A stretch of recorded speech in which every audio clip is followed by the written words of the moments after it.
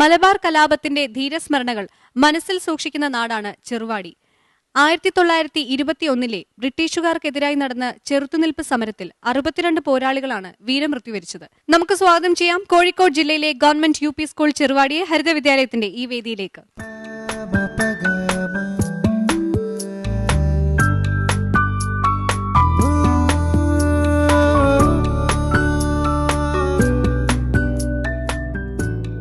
Government UP school ചെറുവാടിയുടെ ആമുഖ ദൃശ്യങ്ങളിലേക്ക്. ഇതാണ് ഞങ്ങളുടെ വിദ്യാലയം, Cheruvadi government UP school. Kozhikode ജില്ലയുടെ തെക്കു കിഴക്കേ അറ്റത്ത് കൊടിയത്തൂർ ഗ്രാമപഞ്ചായത്തിൽ ചാലിയാറിന്റെയും ഇരുവഴിഞ്ഞിപ്പുഴയുടെയും സംഗമ സ്ഥാനമായ ചെറുവാടി ഗ്രാമത്തിൽ സ്ഥിതി ചെയ്യുന്നു.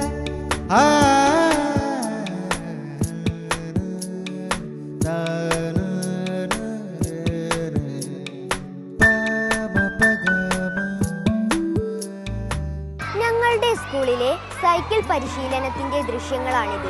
UP ക്ലാസ്സിലെ പെൺകുട്ടികൾക്കാണ് സൈക്കിൾ പരിശീലനം നൽകുന്നത്. കുറേ വർഷങ്ങളായി ഈ സൈക്കിൾ പരിശീലനം ഇവിടെ നടത്തി വരുന്നു. ഞങ്ങളുടെ സ്കൂൾ പാർലമെന്റാണ് ഇവിടെ ചേരാൻ പോകുന്നത്. നമസ്കാരം. ഇന്നത്തെ പാർലമെന്റ് നടപടികൾ ആരംഭിക്കുകയാണ്. മാം, നിങ്ങളുടെ സ്കൂളിൽ നിന്നിവിടെ അവതരിപ്പിക്കുന്ന മാതൃകാ പ്രവർത്തനങ്ങൾ ഏതൊക്കെയാണ്? ഭരണകാര്യക്ഷമത, ശുചിത്വവും പോഷകാഹാരവും പഠനാനുബന്ധ പ്രവർത്തനങ്ങളുമാണ് ഞങ്ങൾ ഏറ്റെടുത്തിരിക്കുന്ന 3 പ്രധാന പ്രവർത്തനങ്ങൾ. ഇനി സ്കൂൾ പ്രതിനിധികളും ജൂറി അംഗങ്ങളുമായുള്ള ആശയവിനിമയമാണ്. ആദ്യമായി അക്ബർ സർ.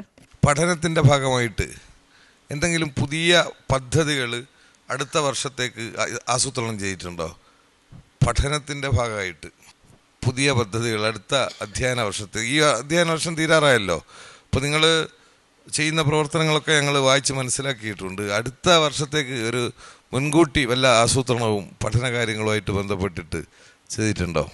അല്ലെങ്കിൽ ചെയ്യാൻ മാഷ്ടെ മനസ്സിൽ ഉള്ള ഒരു കാര്യം പറഞ്ഞാൽ മതി, ചെയ്യണം എന്ന് തോന്നുന്നു, ഇതുവരെയുള്ള ഒരു അനുഭവത്തിൽ നിന്ന് ചെയ്യണം എന്ന് തോന്നുന്ന കുട്ടികൾക്ക് ഇംഗ്ലീഷ് പഠനത്തിന് കൂടുതൽ ഗുണപ്രദമാണെന്ന് തോന്നിയ ഒരു കാര്യമാണ് ഈ അഭിനയത്തിലൂടെയൊക്കെയുള്ള പഠന പ്രവർത്തനങ്ങൾ.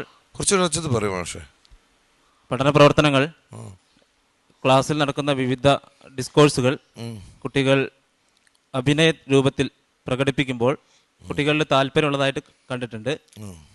അത്തരത്തിലുള്ള ഏതെങ്കിലും ഒരു പരിപാടി അടുത്ത വർഷം ആരംഭിക്കാൻ താല്പര്യമുണ്ട്. അപ്പോൾ മലയാള പഠനത്തിനോ മലയാള സമാന്തരമായിട്ട് കൊണ്ടുപോകാനോ ഉദ്ദേശിക്കുന്നത്, അല്ലെങ്കിൽ മലയാളത്തിന് സമാന്തരമായിട്ട് ഇംഗ്ലീഷ് കൊണ്ടുപോകാനോ ഉദ്ദേശിക്കുന്നത്?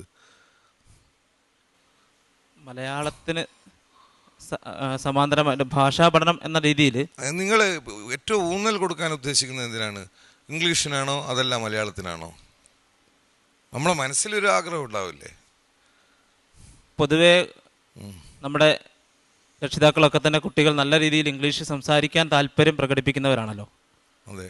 അതുകൊണ്ട് തന്നെ കുട്ടികൾക്ക് ഇംഗ്ലീഷ് അല്ല ഞാൻ ചോദിച്ചത്, അപ്പോൾ നമ്മൾ ഈ ഇംഗ്ലീഷിനെ ഈ രൂപത്തിൽ കൊണ്ടുപോകുമ്പോൾ അതിന് എതിർപ്പ് പറയല്ല, പക്ഷെ അപ്പോൾ നമ്മുടെ മലയാളത്തിൻ്റെ സ്ഥിതി എന്തായിരിക്കും എന്നാണ്. ഇപ്പം തന്നെ പല കുട്ടികൾക്കും മലയാളം കൃത്യമായിട്ട് എഴുതാൻ അറിയില്ല, വായിക്കാൻ അറിയില്ല എന്നുള്ള സ്ഥിതി ചില സ്ഥലങ്ങളിലെങ്കിലും ഉണ്ട്. അങ്ങനത്തെ അവസ്ഥ അവിടെ ഉണ്ടോ? അല്ലെ മലയാളത്തിൽ എല്ലാവരും വളരെ ജോറാണോ?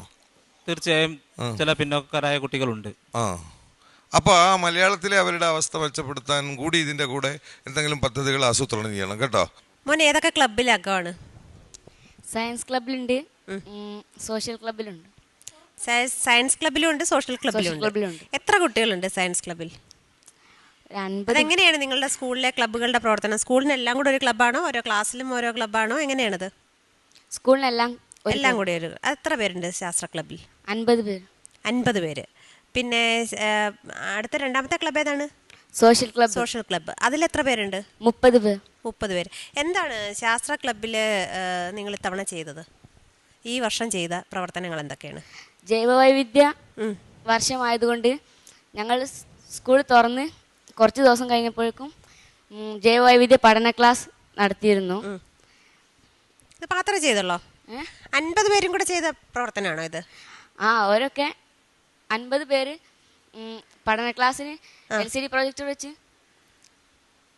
അല്ല, 50 പേരും ശാസ്ത്ര ക്ലബിൻ്റെ ഈ ഒരു പ്രവർത്തനം മാത്രമേ നടത്തിയുള്ളൂ?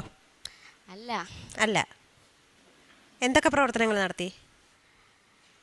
പരിസ്ഥിതി ദിനത്തോടനുബന്ധിച്ച് ഓരോ ക്ലാസ്സിലും കുട്ടികൾക്ക് അതിനെക്കുറിച്ച് ബോധവൽക്കരണം നടത്താൻ സയൻസ് ക്ലബ്ബിലെ കുട്ടികൾ പോയി. മോൻ ഏത് ക്ലാസ്സിലാണ് ബോധവൽക്കരണം നടത്തിയത്? 7C class. 7Cയിൽ. മോൻ എത്രാം ക്ലാസ്സിലാണ് പഠിക്കുന്നത് ഇപ്പോൾ? 7ാം ക്ലാസ്. 7? ഏത് ഡിവിഷൻ? 7C. 7Cയിൽ തന്നെ പോയി ബോധവൽക്കരണം നടത്തി. എന്തായിരുന്നു അവിടെ പഠിപ്പിച്ചു കൊടുത്തത്? പഠിപ്പിച്ചത് പരിസ്ഥിതിയെ നാം സംരക്ഷിക്കേണ്ടതാണ്. പരിസ്ഥിതി മലിനമായാൽ അത് എല്ലാ ജീവികളുടെയും നാശത്തിന് കാരണമാകും. അപ്പോൾ കുട്ടികൾ ചോദിച്ചോ ഇത് ശരിയാണോ എന്ന് എങ്ങനെ അറിയാമെന്ന് ചോദിച്ചോ? ഇല്ല. അത് അൽത്താഫ് പറഞ്ഞുകൊണ്ട് എല്ലാവരും വിശ്വസിച്ചോ? അങ്ങനെയാണോ? അൽത്താഫ് പറഞ്ഞ എല്ലാവരും വിശ്വസിക്കോ? ഒരു ചോദ്യം ഉണ്ടായില്ല കുട്ടികളുടെ അടുത്തുനിന്ന്? ചോദിച്ച ഓർമ്മയില്ല. ഓർമ്മയില്ല. ആ ശരി. സോഷ്യൽ ക്ലബിലോ? സോഷ്യൽ ക്ലബിൽ സ്വാതന്ത്ര്യദിനത്തോടനുബന്ധിച്ച് പതിപ്പുകളൊക്കെ തയ്യാറാക്കി അതിന് സമ്മാനം കൊടുക്കും. എന്ത് തയ്യാറാക്കി? സ്വാതന്ത്ര്യദിനത്തോടനുബന്ധിച്ച് പതിപ്പുകളൊക്കെ തയ്യാറാക്കി. പതിപ്പുകൾ? ആ. എത്ര പതിപ്പ് തയ്യാറാക്കി? എന്തൊക്കെ പതിപ്പാണ് തയ്യാറാക്കിയത്? ഗാന്ധിജിനെ കുറിച്ചുള്ള പതിപ്പ് തയ്യാറാക്കി. ഗാന്ധിജിയെ കുറിച്ചുള്ള പതിപ്പിൽ മോൻ എഴുതിയിരുന്നോ? എന്തെങ്കിലും ക്ലാസ് ആണ് ഉണ്ടായിരുന്നത്. 7Cയിൽ നിന്ന് എന്താ ചെയ്തത്? ഗാന്ധിജിനെ കുറിച്ച് ഒരുപാട് വിവരങ്ങൾ മോന്റെ ക്ലാസ്സിൽ നിന്ന് എന്ത് പതിപ്പാണ് ഇറക്കിയത്? ഗാന്ധിജിനെ കുറിച്ച്. അതിൽ മോൻ എന്തെങ്കിലും എഴുതിയിരുന്നോ ആ പതിപ്പില്? ആ. എന്തായിരുന്നു എഴുതിയത്? സ്വാതന്ത്ര്യ സമരവുമായി ബന്ധപ്പെട്ട ചോദ്യങ്ങളൊക്കെ. ഒരു ചോദ്യം ഒന്ന് പറയാമോ മോൻ എഴുതിയത്? എവിടെ നിന്നാണ് മോന് ചോദ്യങ്ങൾ തയ്യാറാക്കിയത്? ഒരു പുസ്തകത്തിൽ നിന്ന് എഴുതുകയായിരുന്നോ?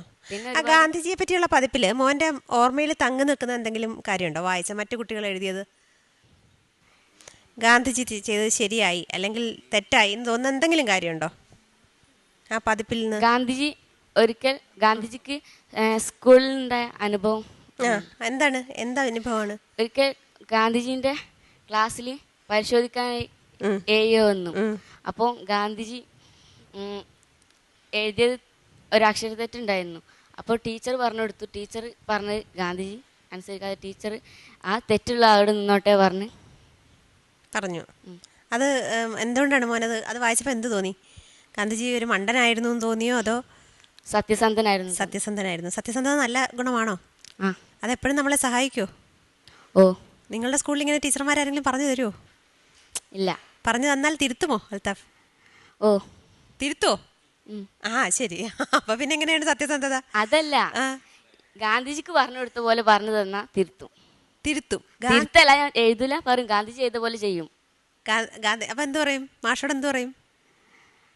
അതവിടെ നിന്നോട്ടെ പറയും. എന്തോ? അതവിടെ നിന്നോട്ടെ പറയും. ഓ എടുക്കാൻ. ശരി. പുറകിലിരിക്കുന്ന ടീച്ചറിനൊന്ന് കൊടുത്തേ. ടീച്ചറല്ലേ അത്? ഐഷക്കുട്ടി ടീച്ചർ അല്ലേ? ടീച്ചർ, ഈ പെൺകുട്ടികൾക്ക് ഈ വളർന്നു വരുന്ന പ്രായത്തിൽ ആവശ്യമായ ശുചിത്വ ബോധം, പോഷകാഹാരങ്ങൾ എങ്ങനെ കഴിക്കണം, എന്താണ് എൻ്റെ അങ്ങനെയൊക്കെ പറഞ്ഞു കൊടുക്കാൻ വേണ്ടി നിങ്ങൾക്കൊരു പ്രത്യേകമായ ക്ലാസ് വല്ലതും ഉണ്ടോ? നിങ്ങൾക്ക് ഒത്തിരി 400-ലധികം പെൺകുട്ടികളുണ്ട്. ഇവിടെ ജാഗ്രതാ സമിതി ഉണ്ട്. അപ്പം അതിൽ കുട്ടികളെ വിളിച്ചിട്ട് പറഞ്ഞു കൊടുക്കാറുണ്ട്. ജാഗ്രതാ സമിതി എന്ന് കേട്ടാൽ ഇങ്ങനെ എൻ്റെ ഓർമ്മയിൽ ഈ മതമൈത്രിക്കൊക്കെ വേണ്ടിയാണ് ഈ ജാഗ്രതാ സമിതികൾ ഉണ്ടാക്കുന്നത്. നിങ്ങളുടെ ജാഗ്രതാ സമിതികൾ എന്താണ്? പേര് കേട്ടിട്ട് നമ്മൾ പെൺകുട്ടികളെ വിളിച്ചിട്ട് അതിന്റെ ചാർജുള്ള ടീച്ചേഴ്സ് ഇത്തരം കാര്യങ്ങളും പറഞ്ഞു കൊടുക്കാറുണ്ട്. അത് ഏത് 7ാം ക്ലാസ്സിലാണോ പറഞ്ഞു കൊടുക്കുന്നത്? അല്ല, UP ക്ലാസ്സിലെ പെൺകുട്ടികളെ. ഏത് ക്ലാസ്സിലാണ് പറഞ്ഞുകൊണ്ട്? 5-ലോ 6-ലോ? ഏത് ക്ലാസ്? 5ഉം 6ഉം 7ഉം, പ്രത്യേകിച്ച് 6ാം ക്ലാസ്സിലും 7ാം ക്ലാസ്സിലുള്ള കുട്ടികളെ വിളിച്ചിട്ട് പറഞ്ഞു കൊടുക്കാറുണ്ട് ഇത്തരം കാര്യങ്ങളൊക്കെ. അതിന് അവിടെ ചാർജുള്ള അധ്യാപികയുണ്ട്. അല്ല, ഈ ജാഗ്രതാ സമിതിക്ക് വേറെ എന്തെല്ലാം പ്രവർത്തികളാണുള്ളത്? അതിൽ പിന്നെ കുട്ടികൾക്ക് വീട്ടിൽ നിന്നായാലും സമൂഹത്തിൽ നിന്നായാലും പിന്നെ പുറത്തവർക്ക് തുറന്ന് പറയാൻ അവർക്ക് പ്രയാസമുള്ള കാര്യങ്ങളൊക്കെ. അപ്പൊ കൗൺസിലിങ്ങും ജാഗ്രതാ സമിതിയും രണ്ടായിട്ടാണോ നിങ്ങളുടെ സ്കൂളിൽ? അല്ല, കൗൺസിലിംഗ് ഇതിന്റെ ഭാഗമായിട്ടാണ്. അതിന്റെ ഭാഗമായിട്ട് നടക്കുന്നുണ്ട്. അപ്പൊ ഈ പോഷക ഗുണങ്ങളെ പറ്റി പിള്ളേർക്കെല്ലാം പറഞ്ഞു കൊടുക്കാറുണ്ടോ ഈ ജാഗ്രതാ സമിതി? ക്ലാസ് എടുക്കുമ്പോൾ അതിനെക്കുറിച്ച് കുട്ടിക്ക് പറഞ്ഞു കൊടുക്കുന്നുണ്ട്. ഓരോ ക്ലാസ്സിനും ഓരോ പൂക്കൂടെയാണ് അല്ലേ? സ്കൂളിന് മൊത്തമായിട്ടാണോ? പറയൂ ഇഹ്സാൻ. ഒരു വർഷത്തിലാണ് പൂക്കൂട ഇറക്കാറുള്ളത്. ഒരു വർഷത്തിൽ ഒന്നാണോ? അതെ. അത് 3 മാസത്തിൽ ഒന്നാണോ? ഒരു വർഷത്തിൽ ഒന്ന്. ആണോ? അത് ശരി. എന്നിട്ട് അതിനകത്ത് കഴിഞ്ഞ വർഷം ഒക്കെ 3 മാസം കൂടുമ്പോൾ ഇറക്കാറുണ്ടായിരുന്നു. അത് ശരി. സാധാരണ ഒരു വർഷത്തിൽ ഒന്നാണ്, കഴിഞ്ഞ വർഷം 3 മാസത്തിലൊന്ന്. അതെന്താ അങ്ങനെയായത്? കഴിഞ്ഞ വർഷം ഹെഡ് മിസ്ട്രസ് പറയൂ. സാധാരണയായി ത്രൈമാസികമായിട്ടാണ് ഇറക്കിയിട്ടുണ്ടായിരുന്നത്. ദശവാർഷിക പതിപ്പിന് ശേഷം ഈ വർഷം മുതൽ വർഷത്തിൽ ഒന്നായിട്ട് അത് ചുരുക്കി. ഇപ്പം ത്രൈമാസിക ആകുമ്പോൾ അതിന് ഒരുപാട് ചെലവുകളൊക്കെ വരുന്നുണ്ട്.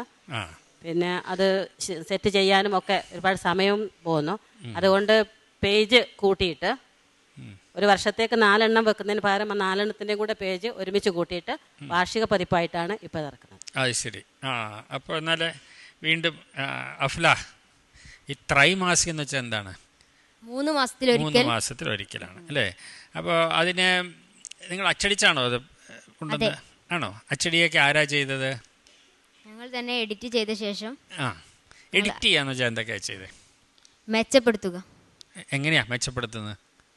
ഓരോ രചനകളിലും അക്ഷരത്തെറ്റ്, അത്തരം വാക്യഘടന, അത്തരം പ്രശ്നങ്ങളൊക്കെ അതൊക്കെ നിങ്ങൾ തിരുത്തിയോ? ഞങ്ങളിപ്പോ പുതിയ പൂക്കുടയുടെ പ്രവർത്തനം ആരംഭിച്ചിട്ടേ ഉള്ളൂ. ഞങ്ങൾ തരം തിരിച്ചു വെച്ചിട്ടാണ്. അതിനകത്ത് എന്തൊക്കെ ഉൾപ്പെടുത്തണമെന്ന് എങ്ങനെയാ തീരുമാനിക്കുന്നത്? അത് ഞങ്ങൾ മറ്റു മാസികകളിൽ വന്നതാണോ എന്ന് ആദ്യം പരിശോധിച്ച ശേഷമാണ് ഉൾപ്പെടുത്തുന്നത്. അത് ശരി, അത് സൂക്ഷിക്കണമല്ലോ. നിങ്ങളുടെ സ്കൂളിലെ കുട്ടികളുടെ മാത്രമാണോ അതോ വെളിയിൽ നിന്നുള്ളവരുടെ ഉണ്ടോ രചനകള്? ഞങ്ങളെ പരിസരത്തുള്ള സ്കൂളിലെ കുട്ടികളുടെയും പരിസരത്തുള്ള സ്കൂളുകളിലെ കുട്ടികളുടെയും രചനകൾ എടുക്കുന്നുണ്ടോ? അതിനാ നിങ്ങളുടെ കുട്ടികൾക്ക് പരമാവധി അവസരം നൽകുകയല്ലേ വേണ്ടത്? ഞങ്ങളുടെ സ്കൂൾ, അവരുടെ സ്കൂളിലൊന്നും ചിലപ്പോൾ ഇത്തരം മാസികകൾ ഇറങ്ങുന്നില്ല. അവരുടെ കാര്യം, അവർക്ക് അവസരങ്ങൾ ലഭിക്കുന്നില്ല. അപ്പോൾ നമ്മുടെ കുട്ടികൾക്ക് അവസരം കൊടുക്കുക എന്നുള്ളതല്ലേ നമ്മുടെ സ്കൂൾ മാസികയുടെ ലക്ഷ്യം. ഞങ്ങളുടെ ക്ലാസ്സിലെ നിങ്ങൾക്കൊരു സ്കൂൾ പാർലമെന്റ് ഉണ്ടല്ലോ അല്ലേ? ആരൊക്കെ പാർലമെന്റ് അംഗങ്ങള് ഈ കൂട്ടത്തില് ഉണ്ട്? പാർലമെന്റിലെ മെമ്പറാണോ അതോ മന്ത്രിയാണോ? മന്ത്രിയാണ്. എന്തിന്റെ ചുമതലയുള്ള മന്ത്രിയാ? പ്രധാനമന്ത്രിയാണ്. അപ്പോൾ ഏത് കാര്യത്തിലും ഇടപെടാം. ഈ മാസികയുടെ നയം തീരുമാനിക്കുന്ന ആരാ? പാർലമെന്റ് ആണോ അതോ പത്രാധിപ സമിതിയാണോ? പാർലമെന്റിൽ ചർച്ച ചെയ്ത ശേഷം. ചർച്ച ചെയ്തോ? ഇത് ചർച്ച ചെയ്തു. അപ്പോൾ വ്യത്യസ്ത അഭിപ്രായങ്ങൾ വന്നോ? വന്നു. അപ്പോൾ എങ്ങനെയാ ചർച്ച ചെയ്ത ശേഷം പത്രാധിപ സമിതിയും ഒക്കെ കൂടി ആലോചിച്ചാണ് ചെയ്യുന്നത്. അത് ശരി, കൊള്ളാം. അത് കഴിഞ്ഞാൽ പത്രാധിപർക്ക് അതിന്റെ സ്വാതന്ത്ര്യമുണ്ട് അല്ലേ തീരുമാനിക്കാനായിട്ട്? അത് കൊള്ളാം. നിങ്ങളുടെ സ്കൂളിൽ ഇല്ലാത്ത പ്രവർത്തനങ്ങളില്ല. യൂത്ത് പാർലമെന്റ് ഉണ്ട്, പൂക്കൂടയുണ്ട്, സയൻസ് ക്ലബ്ബ്, അത് ഇതെല്ലാം ഉണ്ട്. നിങ്ങൾക്ക് കളിക്കാൻ സമയം കിട്ടാറുണ്ടോ? ഞങ്ങളുടെ സ്കൂളിൽ ഗ്രൗണ്ട് എൽ പി കുട്ടികൾക്ക് കളിക്കാൻ മാത്രം വലിയ ഗ്രൗണ്ട്. അപ്പോൾ ഞങ്ങൾ പഞ്ചായത്തിന്റെ സ്റ്റേഡിയം ഉണ്ട്, അവിടെ ഞങ്ങൾ ഉപയോഗപ്പെടുത്താറുണ്ട്. എന്തൊക്കെയാ കളിക്കുന്നത്? ഷട്ടിൽ, ഫുട്ബോൾ, പിന്നെ ക്രിക്കറ്റ്. ആരെങ്കിലും ഈ 6ാം ക്ലാസ്സിലെ 7ാം ക്ലാസ്സിലൊക്കെ കണക്ക് പാഠപുസ്തകം വായിച്ചവർ എത്ര പേരുണ്ട്? പുസ്തകം വായിച്ചവർ, കണക്ക് ക്രിയ ചെയ്യാനല്ലാതെ ഈ പുസ്തകത്തിൽ പറഞ്ഞത് വായിച്ചത് എത്ര പേരുണ്ട്? അപ്പോൾ ഇത് ഞാൻ ഈ പറഞ്ഞത് കണ്ടിട്ടുണ്ടോ?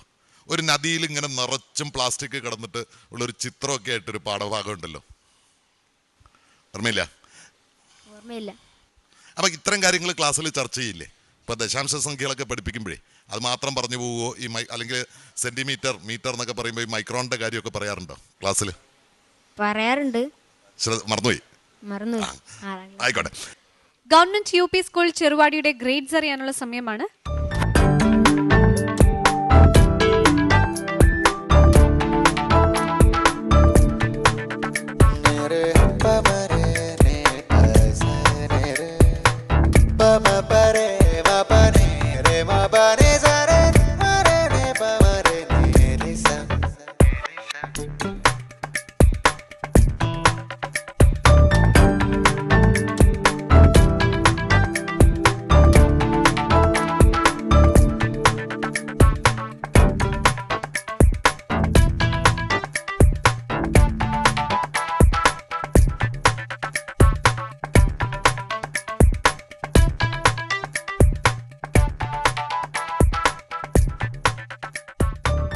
ഗവൺമെന്റ് UP സ്കൂൾ ചെറുവാടിക്ക് ജഡ്ജസ് നൽകിയിരിക്കുന്ന സ്കോർ 84 out of 100.